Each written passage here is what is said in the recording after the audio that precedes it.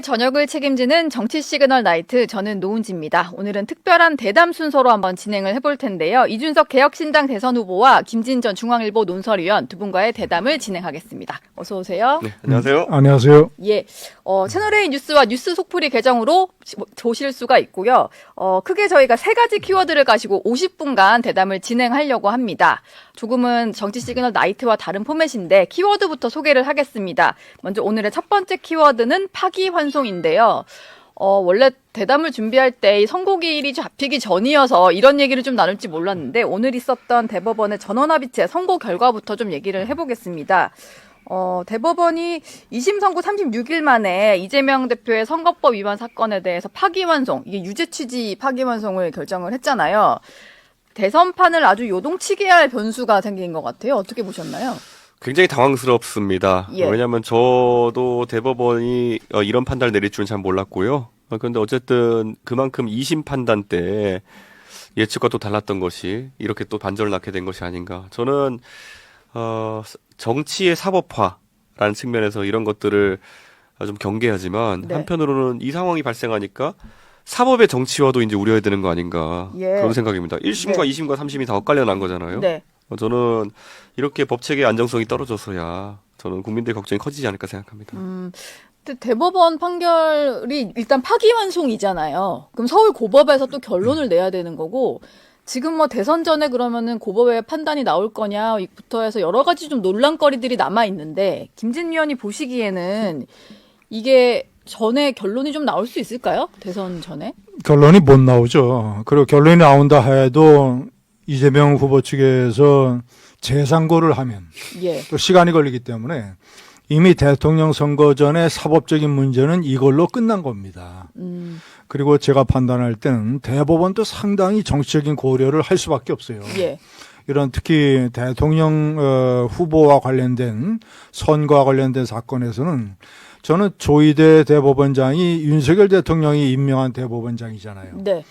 그래서 특히 633 원칙, 6개월, 3개월, 3개월 안에 끝내야 된다라는 데에 어떤 상당한 이 압박감과 부담감과 책임감을 느끼는 상황이었고, 그리고 특히 이제는 예. 사법부에서는 대법원이 파기환송으로 사실상 유죄를 거의 확정된 거거든요. 유죄를 확정했으니까 나머지는 정치판으로 돌린 겁니다. 선고로 공을 넘긴 거예요.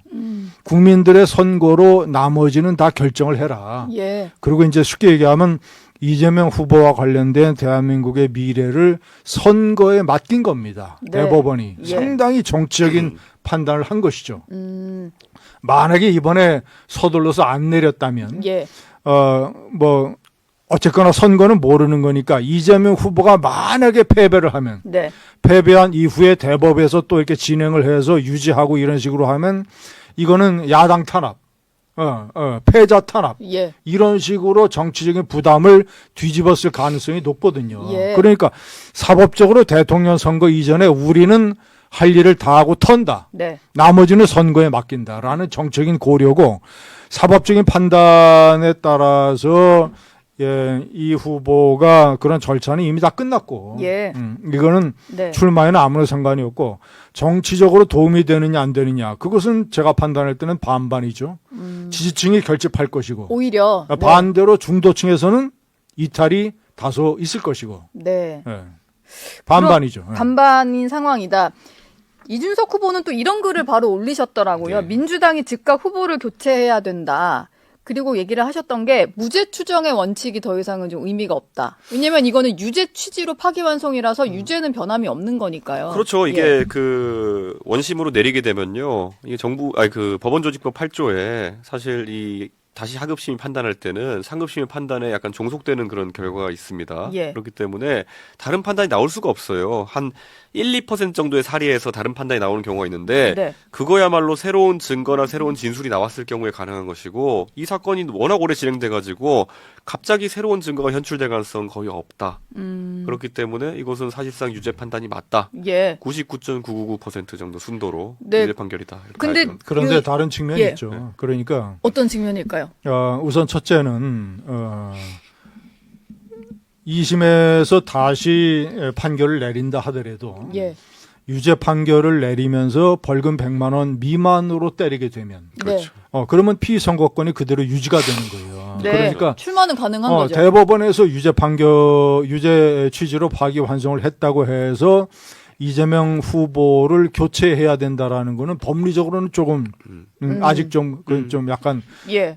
좀 여지가 있죠. 네. 그것은 그러니까 예. 2심이 어떤 판결을 낼지 모르는 거예요. 네. 유죄를 다시 재확인하면서도 벌금 100만 원 미만이면 이재명 후보는 아무 문제가 없는 것이죠. 예. 그러니까 이미 보십시오. 170석을 가진 제1야당의 제1야당도 아니죠, 지금. 제1정당이죠. 예. 여당이 없으니까. 없으니까요. 제1정당의 대통령 후보를, 그리고 여론조사에서 50% 가까이 받는 후보를 법원에서 지금 뭐 정치적으로 후보를 교체해야 된다, 안 한다, 이런 논란에 불을 붙이는 게 아니라 네. 제 생각은 아까도 말씀드렸다시피 법원의 할 일을 털어버리고 예. 선거에 다 넘겨버린 겁니다. 네, 선거에. 네. 그러니까 만약에 이재명 후보가 만약에 대통령이 되면 네. 그 다음서부터는 정치판과 선거판으로 해서 봐라, 우리는 최종적으로 국민의 심판을 받았다. 네. 이런 식의 논리가 이재명 후보 측에 가능하도록 만들어 버린 거예요. 만약에 낙선을 하면 그걸로 이제 완전히 끝이고 예. 그런 현 상황이라고 판단됩니다. 예. 근데 이게 살펴보면요, 그 정치는 약간은 선거전이 가까워지면 기세 싸움이 있습니다. 근데 기세 싸움에 있어가지고 민주당 측에서 조금 주춤할 수밖에 없는 상황이 되었다. 네. 제가 이 판결이 나온 직후에 제가 먼저 말을 건 것도 아닌데 한 2명 정도 된 민주당 의원이 저한테 먼저 메신저로 연락이 오더라고요. 그래요? 네. 뭐라고 왔던가요? 야, 이거 어떻게 되는 거냐 이렇게 오더라고요. 네. 그분들은 친명계는 아닌가 봐요. 제가 좀 예측하건데. 친명계로 알려진 분도 하나 있습니다. 예. 네. 야, 이게 이거 지금 우리 당 어떻게 해야 되냐 뭐 이런 얘기일까요? 그 그러니까 말이? 자신들의 어쨌든 당 내에서 의원들 단톡방이라는 건 뜨거워졌는데 네. 밖에서 보는 관점은 어쩌냐라는 걸 물어보는 거더라고요. 근데 제가 봤을 때는 예. 이게 사실 보수 진영에서 지금 뭔가 이슈화하고 아니면은 좀 목소리 내볼 만한 이슈가 없다가 네. 이번에 이게 등장함으로 인해 가지고 예. 한동안 굉장히 이것 때문에 기세 싸움에서는 보수 쪽이 기세를 올릴 것이다. 예. 라는 이야기를 했고, 마침, 내일을 끝으로 해가지고 좀 긴 연휴에 들어갑니다. 그쵸. 다음 주 뭐 월화가 이제 그러면은 이게 무슨 이슈 박제 효과가 좀 있습니다. 아. 예. 이게 사실 평일 중에 이슈가 발생하는 그런 경향성이 예. 있는데 휴일 중에는 뭐 언론인들도 사실 새로운 이슈를 취재하거나 이러기 좀 어렵기 때문에 네. 그러면 마지막에 박제된 이슈로 이제 일주일이 거의 가는 겁니다. 오늘 뉴스까지 좀 주의 깊게 본 이후에 쉬고 오면 이제 이게 계속 가는 거군요. 휴일 연휴 기간. 그러니까 동안에는. 오늘 이렇게 되고 내일 한덕수 권한대행의 출마 선언이 예상되어 있고 예. 그러면 이재명은 약간 한 단계 내상을 입고 그 한덕수 대행은 조금 이제 뭐 새로 출발하는 의미에서 예. 일정이 잡히고 그 다음에 요거 박제된 상태로 이제 한 4, 5일 가는 겁니다. 그거를 저는 이제 아마 보수 진영에 있는 사람들 중에 일부가 노리지 않았을까라는 예. 생각을 하는데 네. 저는 그런데 뭐 별 영향이 있을까 싶긴 하거든요. 선거에는 별 영향이 없을 것 같으세요? 이게 우리가 자꾸 경중을 따지게 되면 지금 여기 지금 이 극장의 상영 제목으로 걸려 있는 거는 네. 윤석열 통의 계엄과 그다음에 탄핵이에요. 예. 근데 여기서 지금 선거법은 사실 이 사람이 흉악범인이 아니냐에 대한 문제는 아니거든요. 네. 예, 축구 경기할 때 룰을 어겼느냐 약간 이런 것에 대한 부분인데 이거로 계엄과 맞상대하겠다. 약간은 결이 안 맞고 격이 안 맞는 격이 있거든요. 예. 중요한 변수는 TV 토론이라고 봅니다. 이제 한동훈이냐 김문수냐 이쪽에서 후보가 정해질 거 아니에요. 네. 자, 그럼 이재명 후보하고 1대1로 토론을 하는데 그때 이제 새로운 어떤 이슈가 하나 새로 등장을 한 것이죠. 중요한 이슈가. 네. 이재명의 선거법 대법원의 사실상 유죄.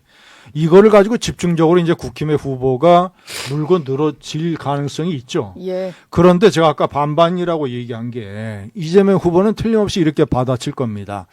최종적으로 국민의 심판에 맡기자. 아까도 뭐 국민의 뜻 얘기를 많이 강조하더라고요. 벌써 그 딱 포맷이 이재명 대표 머릿속에서 그려진 거예요. 예. 그래서 최종적으로 국민의 선택에 맡기자 하면서 지지층 결집을 극도로 자극할 겁니다. 그런 이재명 후보를 제대로 논리적으로 그리고 감정적으로 국민의힘 후보가 공략하지 못하면 예. 중도층에서 이재명 표를 뺏어오는 것도 이 이슈 가지고는 크게 힘들 거예요. 네. 그래서 저는 변수가 TV 토론이다. 이렇게 TV 봅니다. 토론이다. 네. 지금 민주당에서는 뭐 특히 친명계에서는 대세에 지장이 없다. 방금 말씀하신 대로 대통령은 국민이 선출하는 거다. 대법원이 선출하는 게 아니다. 뭐 이런 얘기를 하고 있는데 이재명 후보가 워낙 좀 압도적인 득표율로 후보가 되긴 했잖아요.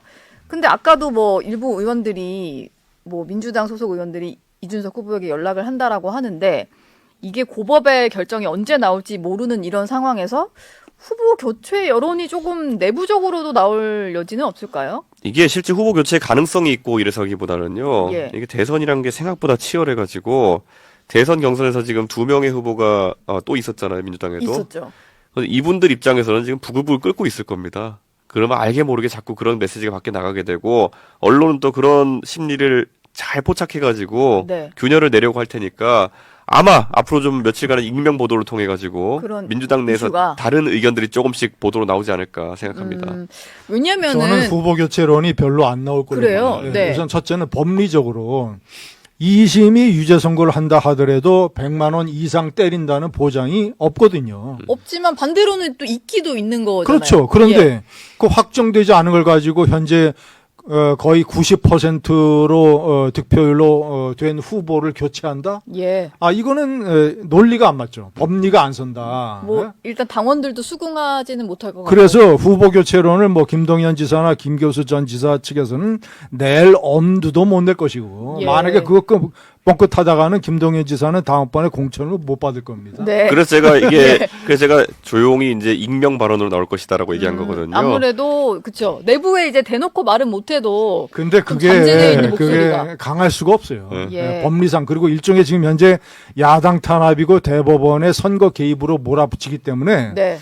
이런 분위기에서 무슨 후보 교체론 저는 별로 미약할 걸로 봅니다. 그러면 실제로 어떤 당내의 목소리가 나오고 그렇다기보다는 어찌 보면은 이제 보수 진영에서 선거 프레임이나 선거 공세할 게 별로 없었는데 이걸로 할 수 있는 거네요. 약간 불안정한 후보다 이런 식의 할 수는 공세를 수 있고 있다. 아마 제가 뭐 예측하기로는 그 긴 연휴 내내 예. 아마 우리는 채널A 방송에서 방송 지분의 한 40% 정도를 여기 할애해가지고 이 패널 바꿔가면서 얘기로? 계속 네. 이 얘기만 할 겁니다. 근데 아까 말했던 그게 영향이 있을지는 제가 봤을 때는 좀 제한적이라 보는 거고요. 예. 아까 뭐 김진미 의원 말씀대로라면 지지층은 더 결집할 수 있으니까 오히려 그렇죠. 더 결집할 정도가 없어요. 그런데 지금 저 정도면은 거의 이미 다 뭉쳐 있어요. 대바지 수준 다 끌어올린 겁니다. 예. 그렇기 때문에 저 이상 갈 것 같진 않은데 말씀대로 중도층이 있어가지고는 네. 또 이런 사안을 놓고 진짜 저거 날 받아 놓은 거 아니야? 이렇게 인식하는 사람들이 늘어난다 그러면은 이슈거리가 되는 거죠. 예. 예. 민주당 쪽 투표율이 올라갈 가능성이 있죠. 오히려요. 이재명의 민주당 쪽 투표율이 올라갈 가능성이 있다 이거예요. 예. 지금 현재 전 의원들을 지역구로 보내서 이번에 투표율과 득표율을 다음번 공천에 반영한다고 했잖아요. 예. 그 정도로 현재 투표율에 자극제를 주고 있는데 거기에 이것이 하나의 불쏘시개 역할을 할 수 있다. 예. 그래서 지지층 결집의 효과는 틀림없이 있을 것이고 네. 반면 중도층에서 국민의힘에서 이것을 어떻게 공략하느냐에 따라서 중도층의 표심이 영향을 받을 수가 있는데 네. 제가 만약에 국민의힘 후보라면 저는 이거 가지고 TV 토론에서 크게 물고 늘어지는 전략은 안 쓸 것 같아요. 차라리 네. 자 대법원에서 유죄 판결을 냈다. 그런데 시간과 절차상 고법에서 이것을 다시 확정할 수가 없다. 그러니까 이제 국민들이 대법원의 유죄 전과자 이재명 후보를 국민들이 심판을 해야 된다. 예. 라고 국민의힘도 똑같이 선거 심판 논리로 나가야지. 예. 이걸 다시 무슨 사법적인 뒷다리 잡고 하면 저는 큰 효과가 없을 걸로 봅니다. 저는 오히려. 지금 상황에서 국민의힘 입장에서는 네. 메시지가 정돈이 돼야 될 것 같아요. 그런데 우선 양당에서 이번에 처음 나온 메시지 보면요. 민주당은 굉장히 황당한 메시지 나왔습니다.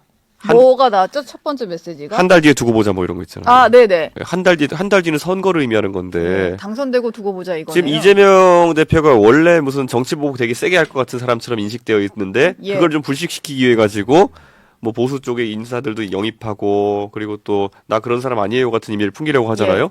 근데 그 주변에 있는 사람들이 지금 풍기는 이미지는 이 법원 판단에 대해 가지고 논리적으로 반박하거나 아니면 이런 게 아니라 짧게 한 달 뒤에 두고 보자. 이건 복수의 의지가 강한 거거든요. 그러니까 이걸 보는 순간 자 대법원에서도 봤을 겁니다. 그 페이스북 메시지. 예. 어쭈? 보복한다고? 저는 이런 것들이 굉장히 민주당에게 불리하게 동작할 수가 있다. 물론 네. 법원이 이걸 보고 또 열받아가지고 뭐 다른 걸 하겠다는 그런 취지가 아니라 이 판단을 바라보는 많은 국민들이 봤을 때 야, 아무리 그래도 그렇지 자신에게 불리한 판결이면은 예. 저런 식으로 보복 의지를 드러낸단 말이야. 이건 다시 한번 이재명 대표의 그런 뭐랄까요? 복수 네. 의지에 대한 논란이 있을 것 같습니다. 정치 보복을 할 것 같은 사람인데 본인이 안 할 거라고 얘기를 함에도 불구하고 오히려 주변 의원들의 반응 때문에 그게 더 부각이 됐다. 저는 할 것 같아요. 예. 네, 저는 이 일이 있기 전에도 안 한다고 하는 거 보니까 할 것 같아요. 예. 사실 그 말을 뭐 믿으면 안 된다는 의견이 더 많았으니까 뭐 다른 이름의 보복을 하겠죠. 이제 정치 보복이 아닌 다른 이름으로. 아니 정치 보복을 안 하겠다는 말을 안 하는 대통령 후보가 누가 있습니까? 예. 뭐 역사상 네. 전부 다 네. 전부 다 윤석열 후보도 그랬고 예. 모든 후보가 정치 보복을 안 한다는 말을 네. 반드시 했죠. 예. 그런데 이미 이재명 후보는 하지만 이 내란죄 부분, 이 내란 행위에 관한 것은 철저하게 정리를 해야 된다라는 말을 네. 이미 다 꺼내놨잖아요. 예. 그러면 이제 내란 이거를 몰아치게 하면서 일단 검찰을 분리하겠다는 말도 일단 했었고 네. 그런 것들은 이미 다 뱉어놓은 말들이기 때문에 아마 진행이 될 겁니다. 그러니까 저는 적폐청산이라는 말이 예전에 나왔을 때도 문재인 정부 때요. 적폐가 뭡니까? 쌓여있는 패단이잖아요. 네. 그러니까 박근혜 정부의 탄핵이 발생했는데 거기서 이제 과거 일들 싹 다 뒤져가지고 쌓여있는 패단을 정리하겠다라는 거잖아요. 네. 이 명분 바탕으로 해서 보수진영 정리에 들어갔던 거고 예. 그때 그 도구로서 이제 윤석열 한동훈 검사가 열심히 일한 건데 그때 등장을 하신 분들. 그렇죠. 근데 지금 상황에서도 저는 이재명 대표와 민주당의 인식 중에 제일 골치 아프다 보는 게 뭐만 하면 내란 세력이래요. 예. 예. 내란 종식, 내란 척결 뭐 이런 거 하겠네요. 내란은 굉장히 한정적이고 좁은 의미에서 저는 12월 3일 날 윤석열 대통령이 저지른 계엄 그리고 그것을 옹호하려고 하던 일단의 행위 예. 등을 포함해서 12월 14일 날 표결할 때쯤이면 끝났다 보거든요. 네. 대통령 내란 수개가 탄핵된 거예요. 탄핵돼서 직무 정지에 들어갔으면은 거기서 끝이라 보는데 민주당은 자꾸 개념을 확장시키려고 하죠. 예. 내란이 아직 준동하고 있다. 지금 조희대 대법원장도 내란으로 좀 같이 묶는 것 같던데요, 민주당에서는? 아니 대법원에 혼자 앉아있던 분이 무슨 내란을 한다는 거예요. 그러니까 내란이라는 것은 아주 구체적인 개념이고 예. 조희대 대법관 같은 사람을 대법원장 같은 사람을 내란 세력으로 엮는다는 거는 진짜 어디에 앉아있는 누구나 엮을 수 있다는 얘기예요. 예. 그러니까 이게 되게 위험한 거죠. 적폐청산이 그때 물론 윤석열 한동훈 검사라는 사람들이 이상한 방식으로 진행한 것도 있지만은 네. 1000명 가까운 사람을 수사했다는 거죠. 예. 예. 이게 또 반복이 될 수 있다. 그렇죠. 저희가 파기환송 가지고 좀 얘기를 해봤는데, 두 분께 좀 공통 질문으로 드리고 싶은 게요. 사실 보수 진영 입장에서는 이번 선거가 약간 좀 질 것 같은 느낌이 강한 선거였는데, 오늘의 이 대법원 선거 결과 때문에 조금 보수 진영, 보수 지지층 사이에서도 느낌이 달라졌을 수 있을 것 같아요. 어떤 영향을 좀 줄 수 있을까요? 아니 이것이 보수층 입장에서 중요한 득점이 될 것이라고 생각하는 사람들이 있겠죠. 예. 그러나 저는 현실적으로 그것은 별로 맞지 않다고 봅니다. 네. 조금 전에 제가 말씀드린 것처럼 첫째는 이재명 민주당 지지층의 결집의 가능성이 있어요. 예. 그리고 하여튼 두 번째는 이걸로 인해서 국민의힘의 후보나 국민의힘 자체가 선거 전략의 오판을 만약에 한다면 이것만 가지고 선거를 이것만 치르려고 가지고 한다면. 나면 이것에 너무 무게중심을 두면 네. 제가 판단할 때는 이 문제는 뭐 크게 그렇게 영향을 주지 않을 걸로 봅니다. 네. 중요한 건 이제 문제는 더 이제 주제가 조금 넘어갔으니까 예. 제가 말씀을 드리면 이제는 중요한 것은 이제 앞으로 선거판의 중요한 변수 한덕수 대행이 이미 출마를 선언을 했으니까 예. 자 이제 근데 그거는 저희 세 번째 세 키워드였는데. 번째 키워드 이번 네. 두 번째는 네. 그 두 번째 거 띄우고 말씀을 이어갈까요, 그러면? 아니 두 번째에 그 아까 핵심 주제를 예. 정리하면 어떤 겁니까? 두 번째 핵심 주제는 젊은 보수 주자여가지고 저희가 이준석 후보 중심으로 좀 얘기를 해볼까 했는데 지금 그러면 그 얘기부터 해요? 네. 아니면 이 말을 마무리해 먼저 주시고 하시죠. 예. 넘어가도 될 것 같습니다. 예. 예. 그러면 자연스럽게 어떻게 예. 아까 한덕수 출마로 예. 넘어가요? 예. 네, 그렇게 말씀을 가- 좀 해주시고 해도 제가 돼요? 키워드를 넘길게요. 어차피 이제 이준석 대표의 예. 행보와도 예. 예. 밀접한 관련이 있는 거니까 네. 더군다나 오늘 한덕수 대행이 출마를 사실상 선언했으니까 예. 네. 저는 이렇게 봅니다. 대선판이라는 게 항상 몇 번 요동을 쳐요. 네. 자, 이제 오늘 이재명 대법 선고라고 하는 요동이 한번 나왔죠. 이제 두 번째 요동은 제가 봤을 때는 김문수냐 한동훈이냐. 예. 이것이 중요한 두 번째 요동이고 네. 세 번째는 일단은 우리 이준석 대표가 가세하는 그 빅텐트는 저는 시간상 매우 뒤로 밀릴 걸로 봅니다. 그 빅텐트는 네.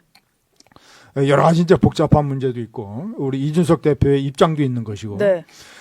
다만 한덕수 대행 문제는 일단 한덕수 대행 자체가 시간이 없어요.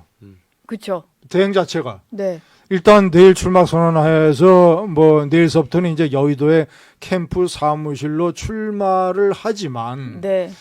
제가 판단할 때는 한덕수 대행의 지지율은 지금이 상한가입니다. 아, 가장 고점인가요? 가장 고점이에요. 네. 이제 고점이고 한덕수 대행이 뭔가 지지율을 더 끌어올릴 만한 어떤 이벤트나 네. 그래서 당장 TV 토론도 없고 예. 이벤트나 뭐 이런 것들이 지금 예정이 안 돼 있어요. 네. 시간상. 예. 그리고 어떤 이 캠프라는 게 굉장히 왁작지껄하고 네. 외부에서 사람도 왕 모이고 후보 자체가 팍팍 말을 질러서 뭔가 판을 이렇게 휘어잡아야 되고 하는데 한덕수 대행이 과연 그런 정치력이 있느냐도 저는 퀘션 마크고 예. 그리고 당장 내일 모레 한동훈이냐 김문수냐 정해집니다. 네. 근데 만약에 여러 가지 변수가 있잖아요. 그날 최종 득표율이 다 발표됩니다. 그쵸. 1차 때 4명 때 얼마였는지도 다 발표가 돼요. 네. 그러면 만약에 우리가 이제 시나리오를 여러 가지 생각을 해보면 한동훈 후보가 괄목할 만한 지지율로 격차로 김문수 후보를 제치고 만약에 치고 나온다. 네. 치고 나온다고 하면 일종의 한동훈 바람이 시작이 되는 거예요. 예. 한동훈 바람은 탄핵 반대, 네. 탄핵 찬성. 탄핵 찬성, 개헌 반대. 탄핵 찬성 개헌 반대로 예. 해서 이제 탄핵 선거에서 이재명 후보하고 탄핵 문제는 입장이 같아져 버리잖아요. 예. 그런데 탄핵 정권의 2인자인 한덕수 총리는 대행은 점점 입지가 많이 줄어들 거 아니에요. 네. 입지가 어려워지고 예. 아까 말씀드린 정치력, 돈, 사람들의 문제 이런 네. 것들로 인해서 그래서 그럴 경우에는 한덕수 총리가 지금 현재 나는 상한가다. 상한가다. 네. 그러면 어떤 가능성이 있냐면 예. 만약에 한동훈이 되면 네. 만약에 그게 가장 중요한 지금 돌풍적 변수인데 예.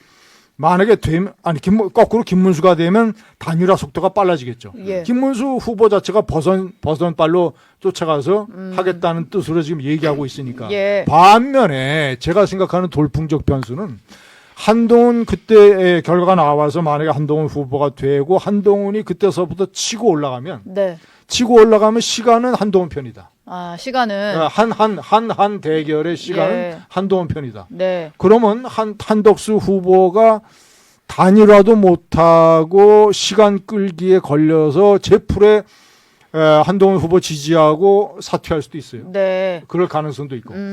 그리고 저는 이제 이준석 대표가 이제 길게 얘기하시겠습니다만은 네.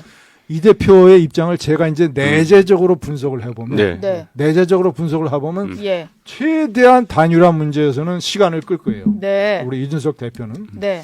그리고 만약에 그럴 가능성이 없다고 생각하는 사람들도 많지만 만약에 한동훈 후보 같은 바람이 불어가지고 만약에 처음에 이재명 후보한테 한 20% 뒤지는 걸로 시작을 했다가 네. 한 5%까지 선거를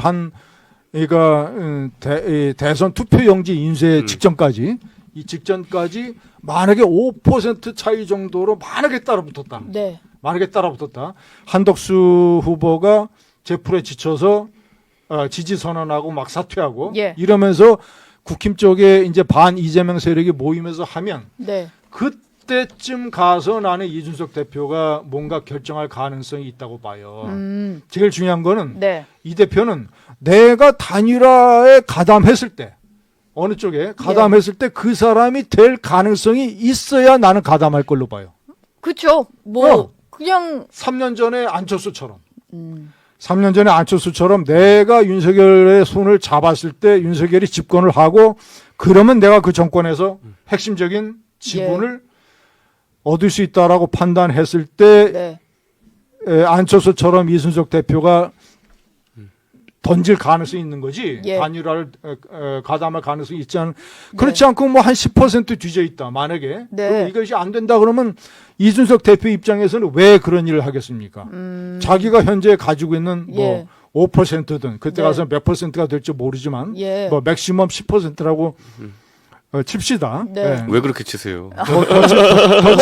더 쳐주셔야 되는 거 말이에요. 아니에요? 예. 자, 아니 최근에 나오는 이제 여론조사만 보면 삼자 대결의 여론조사만 보면 네. 아직까지는 10%가 안 넘고 있잖아요. 응? 자, 넘는 것도 있습니다. 뭐 아, 오늘 이거- 나온 거를 하나 저희가 정리해서 띄워드려야 될 것 같아요. 그래요. 근데 저희- 어쨌거나 예. 어쨌거나 하여튼 제가 이제 예. 곧 이 대표가 말씀하겠지만 네. 저의 분석은 그래요. 예. 그래서 이준석 대표의 단일화 참여 가능성은 대단히 유동적이다. 네. 저희가 얘기를 하시다 보니까 바로 세 번째 키워드였는데 일단 두 번째 키워드로 준비를 해서 한번 얘기를 예. 해볼게요. 저희의 오늘 두 번째 키워드가 단일화였습니다. 한덕수 대행 얘기를 하시면서 단일화 얘기로 자연스럽게 넘어가 주셨는데 지금 김진 위원은 여러 가지 좀 구상을 하셨을 때 이준석 후보가 뭐 이런 식으로 좀 움직일 것 같다라고 예측을 하셨어요. 실제로는 어떤가요? 좀 맞는 예측이었나요? 결국 우리가 말이 쉬어가지고 예를 들어서 예전에 김영삼 대통령이 흔히 하셨던 말로 호랑이를 잡으려면 호랑이굴에 들어간다. 예. 뭐 이런 것들이 있겠지만은 그거는 호랑이굴에 처음 들어가 보는 사람은 그렇게 얘기할 수 있어요. 근데 호랑이굴에 있다가 별난 호랑이단 쫓겨나와 본 사람한테는 예. 그렇게 땡기는 제안도 아닐 뿐더러 그렇게 하고 싶은 일도 아닙니다. 아, 그래요? 그게 왜냐면은 지금 국민의힘의 특성이라는 걸 봤을 때 제가 좀 국민의힘 의원들이랑 얘기하면은 가장 괴리감을 느낀 게 뭐냐면은 제가 막 들어가고 싶어서 안달인 것처럼 그런데 제가 수줍어서 말을 못 꺼내는 것처럼 착각하고 계신 분들이 있으세요. 아, 돌아오고 싶어 하는 것 같겠다. 뭐 이런 네, 그런데 이상한 막 생각을? 수줍어서 예. 말도 본인들은 그렇게 살 수 있겠죠. 예. 근데 제 입장에서는 제가 예를 들어 동탄이라는 민주당 절대 우세 지역에서 어쨌든 어렵게 국회의원이 됐고 저를 믿어준 동탄 주민들이 있는데 제가 기본적으로 그 선택을 한다는 거는 다음 총선을 내려놓고 저는 그냥 가는 거예요. 제가 만약에 그런 단일화라면 제가 대통령이 안 되고 이제 다음 총선을 노려야 되는 상황일 텐데 예. 그게 무슨 저한테 이득이 되는 행동이냐가 1번이고요. 네. 2번으로 그러면은 제가 가가지고 절대 지휘권 행사해가지고 그 당을 바꿔놓을 수 있냐? 그것도 아니에요. 예. 그거 안 해본 것도 아니에요. 근데 해놨더니만 다 해가지고 이기는 당 만들어놨더니만 또 내쫓겠다 아래 쳤잖아요. 네. 그러니까 이거는 최소 이제 신용거래가 불가능한 집단의 상태예요. 음. 그러니까 이게 얼마나 위험한 건지 잘 모르는 거예요. 지금 북한이 아무리 떠들어도 국제사회에서 반응이 없는 게 저기는 신용거래가 막힌 집단이거든요. 네. 그러니까 뭘 해도 우리가 뭘 하려고 그러면은 니네가 먼저 대화 의지를 보여라. 현찰거래밖에 안 되는 상황이거든요. 그러니까 선 의지를 보여야 하잖아요. 예. 저한테 지금 예를 들어 국민의힘에 있는 사람들 중에서 본인들이 뭐 방귀 좀 낀다는 사람들이 저한테 협상이나 아니면은 뭐 조건 제시한다는 게 저한테 의미가 있을까요? 전혀 없습니다. 거기 지금 비대위원장이니 원내대표니 뭐 사무총에 앉아 있는 사람들 전부 다 저 사회적으로 매장시키려고 달려들었을 때 아무 말 안 했거나 아니면 주도적으로 했던 사람들이거든요. 네. 그러니까 이거는 진짜 황당한 상황이에요. 그러니까 제 입장에서 대선을 지든 이기든 이게 약간 이런 거 있잖아요. 배신자 담론 같은 것도 하려면 좀 제대로 해야 되는데 아니 이준석이 그러니까 가끔마다 이런 게 있어요. 제가 늘상 우리 정신 시그널 채팅창에다가 항상 일갈하는 것처럼 예. 또 일갈하시려고요. 몇 달 전까지만 해도 이준석이는 좌파다. 네. 만 댓글에 달았잖아요. 예. 그럼 지금은 요즘 이준석이는 표 갈라 먹지 마라 이렇게 달잖아요. 네. 그러니까 좌파가 왜 표를 갉아먹어요? 좌파면은 민주당 표를 갉아먹고. 좌파면 절대 출마해가지고 민주당 표를 갉아먹어야죠. 예. 그런데 그러면은 저는 뭐냐면 그분들 하나하나가 지금 뭐 익명으로 댓글 달고 있는 분인데 네. 뭐 어떻게 하라는 게 아니라 예. 그게 딱 표준적인 저의 감정이에요. 지금 댓글 다시는 분들이야 뭐 사회적 책임이 있는 분도 아니고 그냥 아이디 지우면 땡이지만은 네. 국민의힘에 있는 의원 하나하나 지금 뭐 원내대표님 그런 사람들이 그러고 살았던 사람들이에요. 네. 그러면 적어도 제가 어느 장단에 춤을 춰야 되는지 모르겠는 거거든요. 거기다 예를 들어서 그럼 입장 전환을 하려고 하더라도 네. 입장 전환을 할 타이밍이 여러 개 있었잖아요. 예를 들어 저당에서 저를 윤리위로 내쫓겠다는 할 때 이준석은 뭐 성산납을 하고 뭐 이렇게 해서 했으면은 그것에 대한 무혐의가 나왔을 때 그때 이미 교정할 수가 있었고 예. 그 뒤에도 지금 계엄이 터진 뒤에도 교정할 수 있었고 교정할 수 있는 기회가 많았는데 결국엔 미루고 미뤄가지고 이제 보면은 결국 끝에 몰려가지고 이제 하던지 말던지잖아요. 네. 그래서 제가 어제 조선일보 보도에 어떤 또 익명 관계자가 뭐 그런 것도 검토하고 있다 그래가지고 참 그거 하면은 뭐 누가 관심 가지겠다 예. 이런 생각했거든요. 사과 뭐 이런 것들. 이준석 대표가 네. 어느 장단에 춤을 춰야 되는지를 제가 좀 오늘 말씀을 드릴게요. 네. 예. 본인이 어느 장단인가요? 이제 본인 스스로가 모르신다고 하니까 저는 이번에 이준석 대표가 어떤 그 단일화 문제나 이것에 대해서 어떤 결정을 내리느냐가 정치인 이준석의 정체성과 정치 철학과 판단력과 이런 데에 아주 중요한 바로미터가 된다고 봅니다. 예. 응? 어떤 기준으로 어떤 이유로 어떤 결정을 내리느냐. 그런데 제가 오늘 솔직하게 말씀드리면 아까 조금 전에 말씀하신 그런 지론이 네. 완전히 현재의 국민의힘과는 빙탄불상용이다. 예. 이런 지론인 거 아니에요. 그래서 단일화 얘기 자체가 그게 의미가 없고 현실적으로도 불가능하고 내가 그렇게 해야 될 이유도 없고 뭐 이런 얘기 아니에요. 거기서 중요하게 제기되는 문제가 뭐 워낙 많이 당하셨으니까 이해는 되지만 여러 가지 이제 정치에 변수가 생긴다 이거예요. 예. 만약에 이것도 이제 만약에 가정인데 네. 만약에 내일 모레 한동훈 후보가 되면 예. 당원상 후보가 당무에 관한 전권을 갖게 네. 됩니다. 응? 사실상 당대표가 한동훈이 되는 거하고 똑같은 거예요. 네. 그러면 한동훈의 국힘은 친윤계의 국힘하고 180도 다릅니다. 달라요. 탄핵이나 개헌 문제에 관한 생각도 이준석 대표하고 똑같고 정치개혁, 변화와 혁신, 젊은 정치, 응? 그리고 이 구태 썩은 보수를 갈아엎어야 된다라는 생각, 그리고 합리적 보수를 대변하는 것, 이런 기타 등등이 거의 다 내가 봤을 때는 싱크로율이 90%예요. 한동훈과 이준석의 이준석의 싱크로율이요. 싱크로율이 그런 부분에 관해서는 90%란 말이에요. 예. 그런데 이준석 대표가 정치를 어디서 시작을 했습니까? 대표적인 자유보수주의자 박근혜 비대위원장 밑에서 시작을 했잖아요. 네. 예. 그 보수 정당의 보수 청년 비대위원으로 시작을 했잖아요. 예. 그리고 여러 가지 이제 뭐 우여곡절 탈당과 또는 뭐 국힘에서 또는 이 쫓겨난 거 등과 우여곡절을 겪었지만 그건 정치적으로 외상을 입은 거고 네. 외상을 입은 거예요. 내재적인 본인의 심장이나 뇌는 보수잖아요. 보수. 네. 합리적 보수. 그러면 많은 유권자들이 이제 정체성의 질문을 던지는데 네. 적어도 예. 좌파 정권이 문제라고 하면 좌파 정권의 집권을 막는 보수의 가치를 지키고 보수 정당이 집권하도록 도와야 될 의무가 있다. 저는 근데 제가 이거 마지막 정리를 하면 네. 14년 동안 정치인 이준석을 키워준 게 어디예요? 보수잖아요. 보수. 합리적 보수. 예?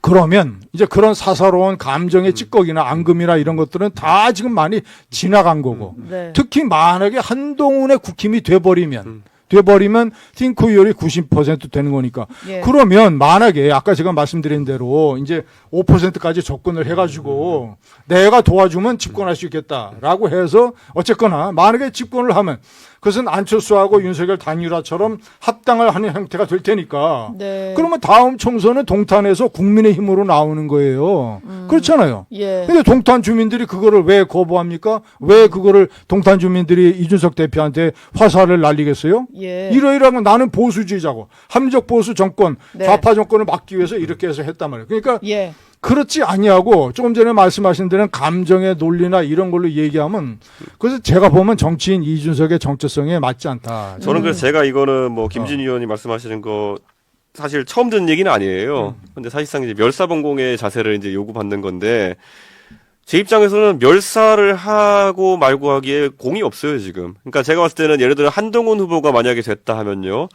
어제 제가 장예찬 전 최고위원이랑 라이브 방송했는데 사실 예전부터 충격적이었던 게 장예찬 전 최고위원이 예전에 증언했던 것이 한동훈 전 법무부 장관이 예전에 뭐 대선 캠프 있고 이럴 때 사실 대선 캠프 있으면 안 되는 거죠. 왜냐하면 예. 공무원이었으니까. 장관으로 신분으로는 안 되는. 장관 거죠. 전에 그 법무연수원 하고 아, 있대. 예, 예. 그런데 어쨌든 그때도 이미 사실 장해찬 전 최고의 주장으로는 정확한 시점은 특정하지 않았습니다만은 본인에게 이준석 좀 까달라는 뒤에 대응 사주 같은 걸 하고 이렇게 했다는 것을 장해찬 최고위원이 자기 명예를 걸고 증언하고 있어요. 그래서 저는 한동훈 전 법무부 장관이 어떻게 지금 스탠스적으로 그런 뉘앙스를 취한다 하더라도 오히려 저는 사람을 쉽게 믿지 않을 뿐더러 그런 어떤 음험한 행동을 하는 사람한테는 저는 같이 정치하면 안 된다는 거를 윤석열 보고 깨달았어요. 제가 할 수 있던 것 중에 멸사봉공의 극한치가 뭐였냐면은 국민의힘 대표 돼가지고 윤핵관들이 맨날 제 뒷담하고 다니고 하는데 멸사봉공에서 눈 질끈 감고 술자리만 가면은 이준석 개새끼 이렇게 한다고 하는 거 들으면서도 제가 대통령 만들었거든요. 네. 근데 그 다음에 간신배들이 붙어가지고 이준석한테 인간으로서 감내할 수 없는 모욕을 주고 갔잖아요. 그럼 제 입장에서 이게 사적인 감정이 아니라 저 집단의 특성을 본 것 같아요. 그래서 저는 여기서 달라진 게 하나도 안 보이고. 근데 네. 이 대표 예, 말씀 중에 예, 죄송한데 예. 예. 장해찬이라는 정치인의 네. 확인되지 않은 작은 얘기를 가지고 네. 이 큰 정치판에 나라가 지금 좌파 정권으로 가느냐 아니면 우파가 간신히 정권을 재창출을 하느냐 우파의 가치를 지키느냐 입법, 사법, 행정까지 삼부를 장악하는 어떤 강력한 이런 정권의 도래를 막느냐 못 막느냐 견제 세력을 하느냐 이 중대한 판에 네. 중대한 판에 무슨 뭐 한동훈이가 옛날에 어디서 뭐 저는 사람의 특성을 본 거고. 그래서 근데 제가 그거는 제가 예. 만들 때는 예. 그것에 동의하고 그것을 납득할 수 있는 사람이 과연 얼마나 되겠습니까? 그거는 이 예. 큰 판에 예. 설사 그런 게 있었다 하더라도 네. 예? 그거는 그냥 작은 거고. 그래서 크게 제가 크게 여기서- 봐서 지금 예. 이렇게 아니 예. 제가 예. 저를 포함을 해서 왜 나 이준석이가 어떤 경우에도 국힘과 단일화를 내가 해서는 안 되고 할 용의가 없다라는 큰 어떤 대의 명분과 이유를 저한테 납득시켜 주셔야지. 옛날에 감정이 있으니까 안 바뀌었으니까 아니 한동훈의 국힘은 친윤계의 국힘하고 180도 다른 거잖아요. 저는 그렇게 안 봅니다. 그건- 만약에 한동훈이가 대통령 후보가 되면 예. 지금도 서로 안 맞아서 분당을 해야 되느냐 말아야 되느냐 그런 정정의 정서적인 갈등과 이반이 있는데 그리고 계엄과 탄핵에 관해서 싱크로율이 이준석 대표하고 한동훈하고 90%인데 그런데도 여전히 한동훈이가 후보가 돼도 이 당은 마찬가지라고 단일화를 거부할 수 있는 명분이 그게 과연 되냐 이거 다른 명분을 좀 내놨으면 좋겠대요. 예. 저는요, 제가 말씀드리는 게 뭐냐면, 저 개인도요, 제가 정치인으로서는 제가 10몇 년 동안 정치인 생활 해왔고, 그러면 제가 지금 한동훈 후보에 대해서 말씀하시지만은 그 사람을 평가할 기회는 여러 번 있어서 생각합니다. 제가 그 사람과 대화를 나눠본 적도 별로 없고, 하지만 그 사람의 정치 행보를 보면은 결국 이명박 박근혜 수사하고 양승태 대법관 47개 혐의로 집어넣고 이렇게 했을 때 그 안에서는 법기술자적으로 모인 모습들 자체가 저는 만약에 양승태 대법원장이 무죄 나왔으면은 한마디 말이라도 할 줄 아는 사람이어야지 그게 사실은 사람으로서 또는 정치인으로서의 가치가 있다 생각하거든요. 네. 근데 그렇게 하지 않고 자 그러면은 지금도 보면은요. 그러니까 이준석 대표는 그거는 내가 봤을 때는 논리 안 맞아요. 저는 왜 이렇게 말씀해요? 제가 이걸 자꾸 강조하시는 아니 게 윤석열 그러면 그 한동훈이의 상관으로 네. 그 모든 국정농단 수사를 지휘한 예? 그 양승태도 기소하고 예? 제가 그래서- 그런 윤석열을 대통령 만들기 위해서 대표 때 같이 손잡고 뛴 사람이죠. 그래서 제가 그때 윤석열이라는 사람이 자꾸 어긋나고 사람이 이상하니까 제가 지적했을 때 그때 많은 사람들이 저를 가스라이팅했던 게 뭐냐면은 아 그래도 네가 보수 우파의 승리를 위해 가지고 견마의 지로를 다해야지. 네. 그러니까 눈 질끈 갖고 견마의 지로를 다했더니만은 저 개인에게 발생한 불행 그리고 대한민국에 발생한 불행을 봤을 때 저는 지금 상황에서 제가 좀 더 주체적인 판단을 하기로 했던 것이고 그러면 제가 봤을 때 오히려 김진희 의원님이 저한테 당위를 강조해가지고 보수 우파의 승리를 위해서 아니면 이재명 저지를 위해서 이렇게 해야 된다보다는 저는 제가 그래서 이 얘기를 한 달 넘게 하고 있어요. 만약에 조금이라도 제 마음이 바뀌길 바란다 그러면은 이게 저한테 멸사봉공해라. 네가 만약에 뭐 보수 우파의 정치인이라면은 이재명을 막는 대의에 동참해라. 저는 사실 형수욕소라는 사람이 더 대의에 부합하지 않은 건지 계엄 때리는 사람이 대의에 부합하지 않은 건지 요즘 약간 헷갈려요. 예. 아니 멸사봉공 그럼 제가 여기서 약간 좀 개입을 하겠습니다. 네. 예, 지금 하나만 더 여쭤보고 예. 싶은 게 이준석 후보가 이 말을 좀 하려고 하셨던 것 같은데 네. 그러면 어떤 지점을 얘기를 해야 단일화에 대한 생각이 바뀌는 그걸 거예요? 제가 말하는 것 자체가 너무 제가 뭐라 해야 될까요? 싼티나요. 그래서 예. 제가 말을 안 하고 있는데 그러면 자 보세요. 저도 제 지지층이 있고 하다못해 그것 때문에 그때 연설하면 저 때문에 눈물 흘리면서 거의 건강까지 상해 가시면서 힘들었던 부모님이 계신데 네. 지금 저를 납득시키지 저는 그러면 저를 사랑하는 아끼는 사람들을 어떻게 설득해야 되냐? 물론 지금 설득할 의향도 없지만은 네. 전혀 설득이 안 돼요. 예. 저희 부모님 말씀드리면은 야 네가 정치를 그만뒀으면 좋겠다 차라리 왜 그러면 그 악마 같은 놈들한테 가가지고 다시 정치를 해야 된다고 얘기하는 거냐? 예. 한 번 속았으면 됐지 두 번 속은 것도 아니 한 10번 속았는데 왜 또 속아야 되냐? 이거는 아주 개인을 움직인 데 있어가지고 중요한 요소인데 다들 강구하고 큰 정치판에서 네. 큰 예. 정치인이 되겠다는 분이 네. 이 자리에서 부모님 얘기하는 거는 전 절대 적절하지 않다고 봐요. 아닙니다. 저도 아니, 제가 그거는 사적인 감정이고 가족 관계고, 예? 아주 철저한 공적 마인드를 가지셔야지.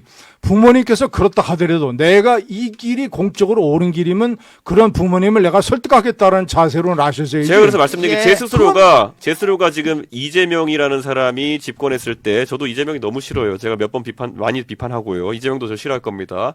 그와 별개로 그러면 그에 대한 대안으로 제가 다른 사람들과 연대한다? 네. 그거 자체가 지금 전혀 나은 선택이라는 판단이 안 드는 거예요. 아니, 그래서 제가 이제 계속 질문을 드리는 거예요. 제가 납득이 안 돼요.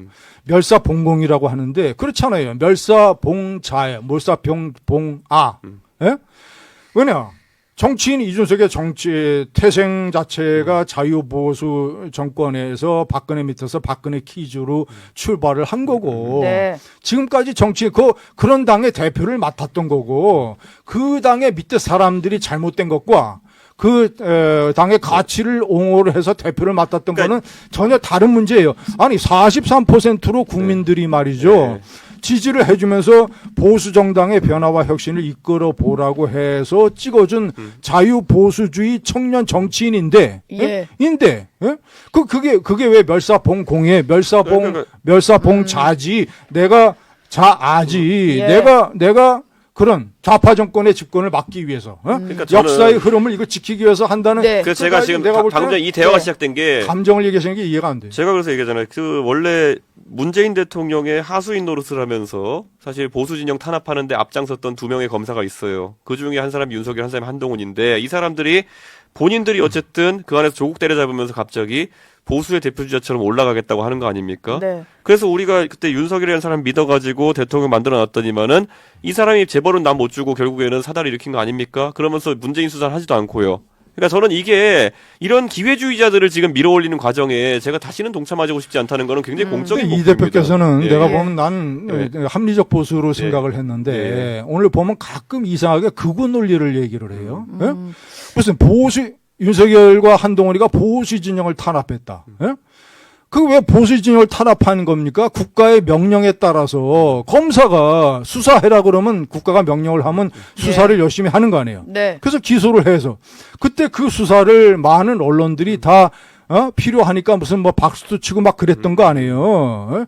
그 반대로 문재인 좌파 정권의 조국이 문제가 있으니까 철저히 또 수사를 했던 것이고 검사는 특히 한동훈 같은 이 실무 검사는 국가의 명령에 따라서 일을 열심히 하는 거지. 예. 한동훈이 보수 탄압에 앞장섰다. 네. 이거 완전히 극우적 논리. 그때 근데 지금, 왜냐면 예. 그런 사람은 왜 대통령 만들려고 그렇게 제가 잠깐만 해- 개입을 해도 말이야. 될까요? 사실 두 분이 말이 조금 각자 의견이 있으신 것 같고 여기서 좀 조율이 되기는 쉽지 않을 것 같아요. 그래서 제가 질문 하나만 드리고 단일화 예, 예. 키워드는 좀 넘어가야 예. 될 것 같은데 일단 이준석 후보께 질문을 좀 드리겠습니다.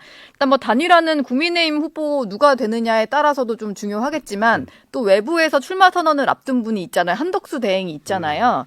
근데 한덕수 대행 같은 경우는 이준석 후보와의 단일화도 좀 중요하게 생각하는 것 같아요. 특히 또 두 분이 좀 친분이 있다 보니까 개별적으로 좀 만나겠다 이런 생각인 것 같더라고요. 근데 한덕수 대행과도 지금 현 시점에서는 뭔가 뜻을 같이 할 만한 그런 저는 건 아니라고 한동훈이라는 보시는 사람은 거예요. 방금 전에 말했던 것처럼 냉정하게 이 사람은 기회주의자라고 판단했고요. 예. 그래서 결국 그 상황에서 그때 결국 박근혜 대통령 수사할 때 결국 공동지감론이란 지금 봐도 좀 당황스러운 법리를 만들어가지고 예. 수사에서 잡아넣었던 거고 그 다음에는 뭐 거기에 파생된 적폐청산 수사하면서 그렇게 이제 뜬 거고 그리고 이제 지금 와가지고는 윤석열 정부의 황태자였다가 결국엔 윤석열 정부에게 등 돌리는 거고 이 과정을 겪었기 때문에 굉장히 기회주의자를 보기 때문에 저는 정치를 하면 안 된다 생각하는 거고 예. 그런데 한덕수 대행이야말로 그분이야말로 관료적인 관점에서 지내왔던 분이죠. 그분에게서는 적어도 그런 흠결을 전 찾지 않아요. 네. 그렇기 때문에 저는 그분이 대통령 후보가 되는 것에 대해서는 저는 뭐 뭐 기술적인 반대하지 않습니다.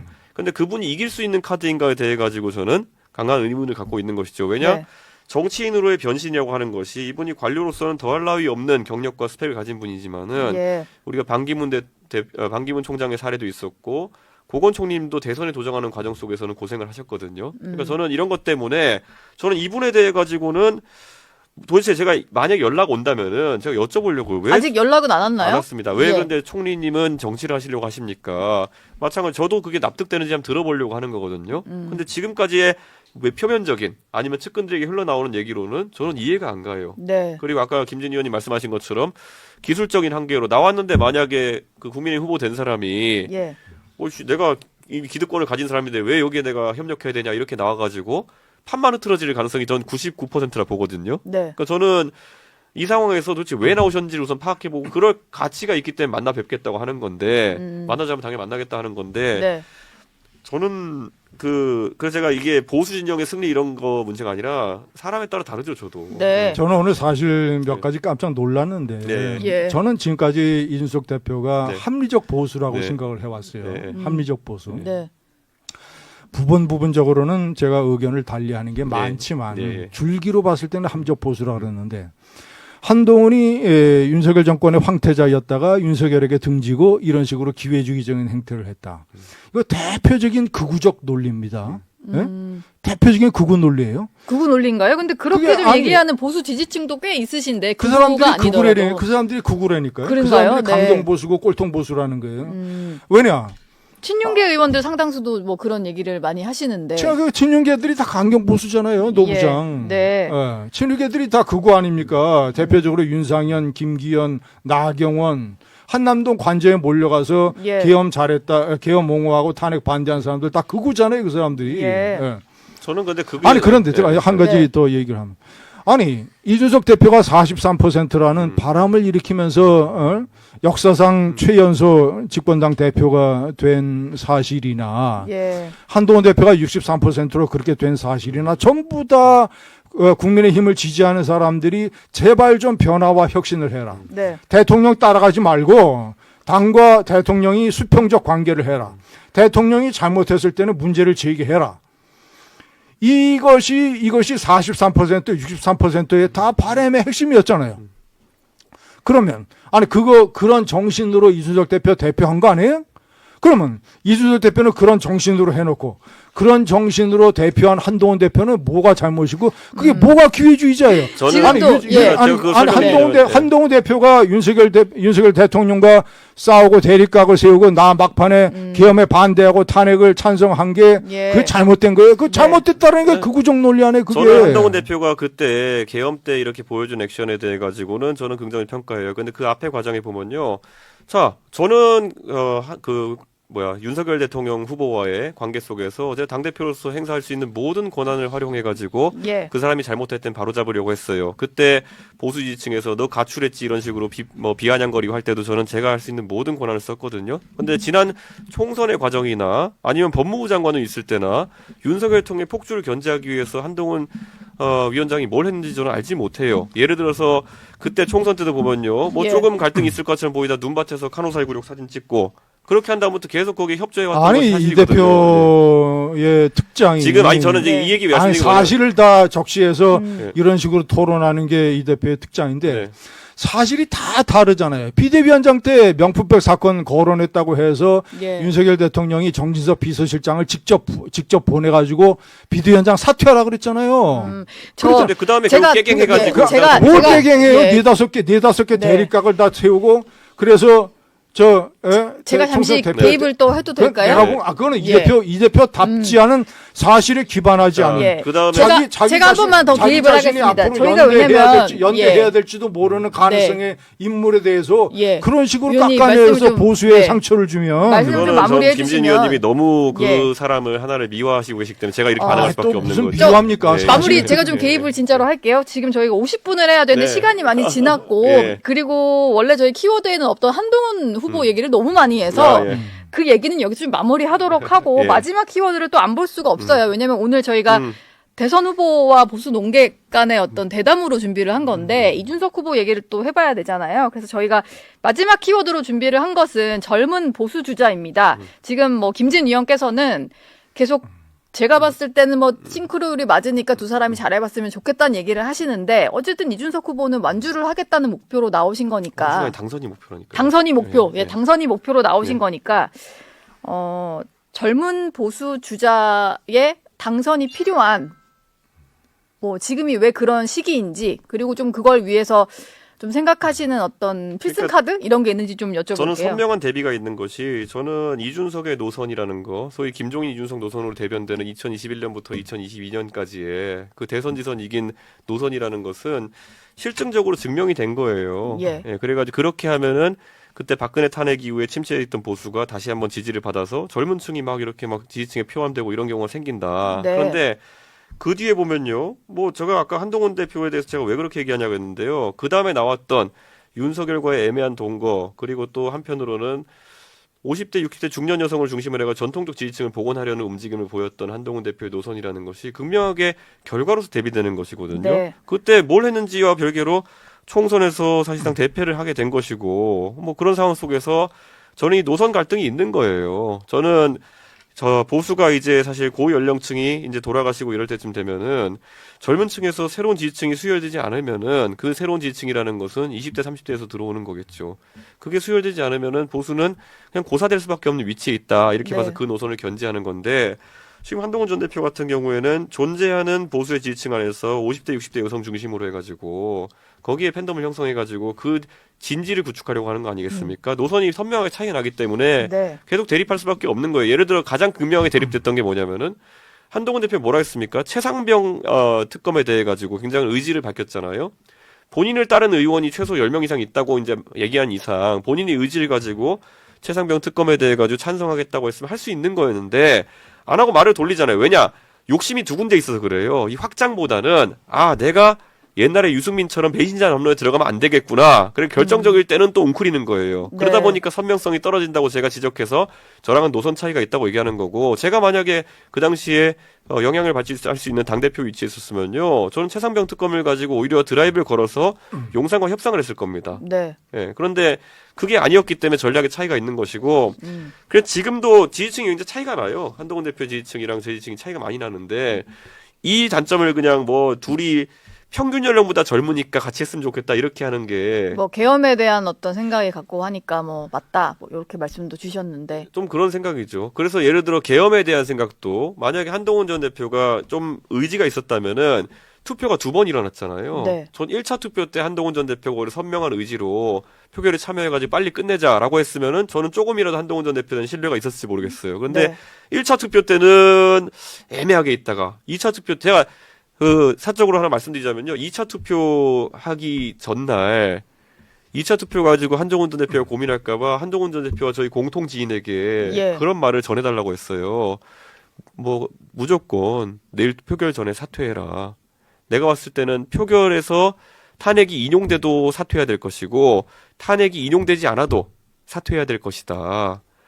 뭐 그런 얘기까지 할 정도로 저는 한동훈 전 대표에게 진실된 조언들을 했다고 생각해요. 네. 그런데 결국에는 본인 욕심 때문에 탄핵이 인용돼도 나는 대표직을 유지하겠다 하다가 이틀 뒤에 끌려내린 거 아닙니까? 그러니까 저는 저랑 성향이 안 맞아요, 좀 그런 부분은. 네. 제가 청년 정치인의 가장 중요한 정의를 저는 생각을 하면 청년 정치인은 구태 정치인하고 달라야 됩니다. 예. 자기의 사사로운 정적 이익이나 계산 이런 걸 떠나서 커다란 판에서 커다란 순간에 그런 걸 떠나서 어떤 본질적이고 줄기에 해당되는 결정을 용감하게 치고 나갈 수 있어야 되는 게 청년 정치인이라고 생각을 해요. 네. 근데 이준석 대표 오늘 얘기하는 거 들어보면 굉장히 사사롭고 제가 판단할 때는 작고 사소롭고 그리고 팩트에 맞지 않으면서 이런 것에 본인은 자신을 엮어버려요. 예. 엮어서 이것이 과거 이 친윤계가 중심이 돼서 자기를 탄압했던 그 국힘에 대한 찌꺼기 감정과 연결이 돼가지고 이상한 형태의 기이한 형태의 청년 정치인으로 제가 봤을 때는 지금 형해화되어 있다고 나는 봐요. 제가 나는 오늘 다 모든 네. 걸 내려놓고 네. 한 사람의 평론가로서 네. 평론가로서 나를 한번 납득시켜 주기를 나는 기대를 했어요. 예. 근데 나는 내가 납득이 안 돼요. 논리가 범 논리나 이런 게 납득이 안 돼요. 예? 네. 꽤 길게 설명을 하셨는데. 얘기하면 다 감정 얘기, 찌꺼기 그리고 그렇게 들리군요. 한동훈과 내가 네. 이질 한동훈 후보는 50, 60의 주력을 한다. 본인이 주력을 하고 싶어서 하는 겁니까? 본인도 이준석 대표처럼 예를 들어서 젊은 층들의 지지를 얻고자 예. 라방도 하고 뭐 여러 가지 하잖아요. 패션도 하고 네. 많이 하잖아요. 그런데 50대, 60대의 여성 지지자들이 더 많이 쏠리는 것 저게 뿐이에요. 나쁘다고 표현한 게 자, 절대 아닙니다. 아니 본인이 예. 본인이 한동훈 대표와 다른 것을 예를 들어서 큰 걸 가지고 예. 나는 계엄에 반대하고 탄핵에 찬성했는데 한동훈 대표는 그렇지 아니하고 계엄에 소극적이었고 탄핵에도 소극적이었다라고 주장을 하든가. 네. 그거는 전혀 팩트가 다르고 사실과 다르고.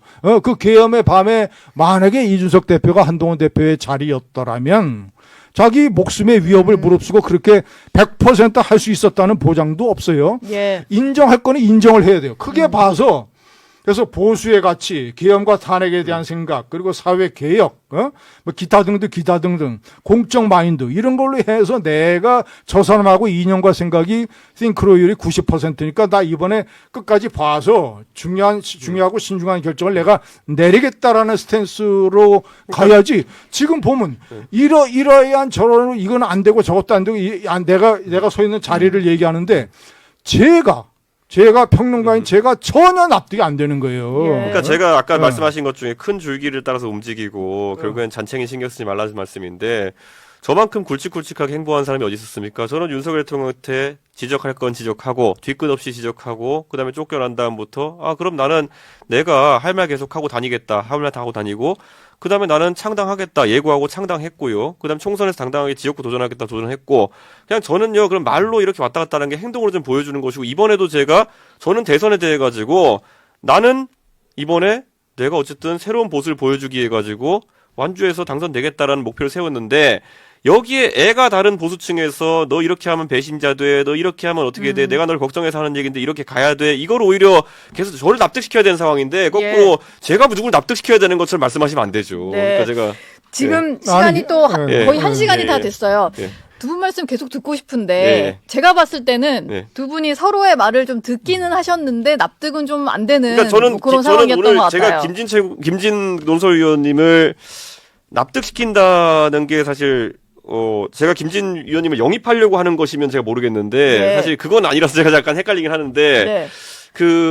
저는 오히려 지금 보수 진영에서 제가 개인적인 상처를 받았다. 너 그렇게 사사로운 감정 하지 마라. 이렇게 들으면 저는 갈수록 거리가 멀어져. 제가 인격 수양이 부족해서 그렇다고 또 누가 할지 모르겠는데 그게 아니라 제 입장에 저도 정치적 판단하는 데 있어가지고 전혀 끌리지 않아요. 그게. 그러니까 예. 예를 들어 너 이렇게 하면 배신자 된다. 너 이랬으면 좋겠다. 뭐 이런 게 저는 제가 아까 말했죠. 그렇다고 제가 뭐 다 하는 게 아니라 저는 들어보고 판단하는 스타일인데 한덕수 총리님이 저랑 친분도 있고 만약에 얘기하신다면 제가 여쭤보고 싶은 것도 있고 만나는 건 다 되는데 네. 제가 설득될지는 약간 모르겠는 게 아, 아까 제가 말씀드린 그렇죠. 처음에 괴리 네. 국민의힘 의원 중에 상당수가 그렇게 복당하고 싶었는데 복당할 수 있는 기회 복당이라는 표현까지 쓰더라고요. 이미 당을 만들어가지고 대선 후보로 하고 있고 국회의원까지 하고 있는 사람한테 어디 복당의 액을 벗고 하는데 우리가 너희한테 기회를 주겠어 이런 식으로 예. 접근하면 뭐지? 이런 생각이 들거든요. 근데 네. 예. 접근 방식에 아니, 있어서의 어떤 네. 차이가 있는 것 같아요. 네. DJ는 네. 유신 본당이라고 하는 네. JP하고 그렇죠. 손을 잡고 합당을 해서 정권을 잡았고 결과적으로 역사를 바꿨습니다. 네. 예. 대선판에서의 단일화라든가 안철수 의원 똑같이 지금 이준석 대표처럼 네. 네? 나는 끝까지 완주할 거고 나는 대통령 선거 당선될 거야라고 시작을 하고 출마 선언을 했어요. 하지만 막판에는 결정적으로 자신의 캐스팅 보트를 활용을 해서 예. 좌파 정권을 막았잖아요. 그래서 결국은 나중에 윤석열이 실패를 했지만 네. 어쨌거나 당선 자체는 그것이 어떤 역사적인 대임을 완수하고 뭐 그러는 거지.